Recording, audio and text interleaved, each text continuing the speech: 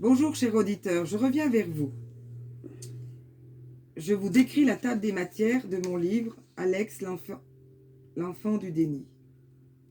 Alors, l'enfant du déni, une sortie de moto annulée, discussion avec la mère biologique, visite à la maternité, la consultation chez l'avocate, l'entretien décisif, Jack emmène la grand-mère, la sortie du bébé, le congé de papa, une visite inattendue, les difficultés administratives, rétablir le nom de l'enfant, l'attente, une thèse sur les pères célibataires, Alex grandit, les yeux ouverts, le baby blue, les efforts d'Estelle, enfin la réponse arrive, enfin des papiers, la nounou, maman, Alex progresse, les souvenirs, pour le bonheur d'Alex, je ne suis pas normale, l'attachement au petit-fils, ce n'est pas toujours rose, 12 ans après,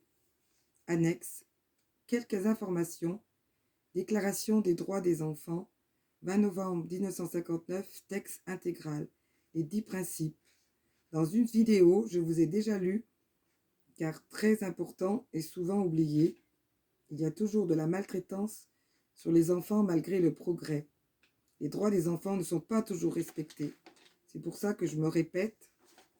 Et donc, j'espère que la table des matières, les chapitres, vous donneront envie de lire cette histoire encourageante et positive. Pour ceux qui sont nés sous X, certains ont galéré pour chercher leurs origines ou filiations.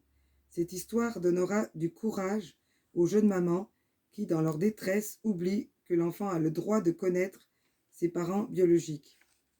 Donc, elle peut laisser quelques informations dans une enveloppe.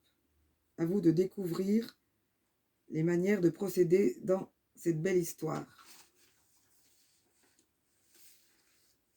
Chers amis, vous pouvez mettre un pouce et votre ressenti. Ce livre est accessible même pour les petits budgets, car le but c'est de faire connaître la loi de 2006 qui permet au père de ne plus priver de ses droits et de reconnaître et d'élever son enfant. Je me répète car c'est vital pour sauver des enfants. Au revoir et à bientôt.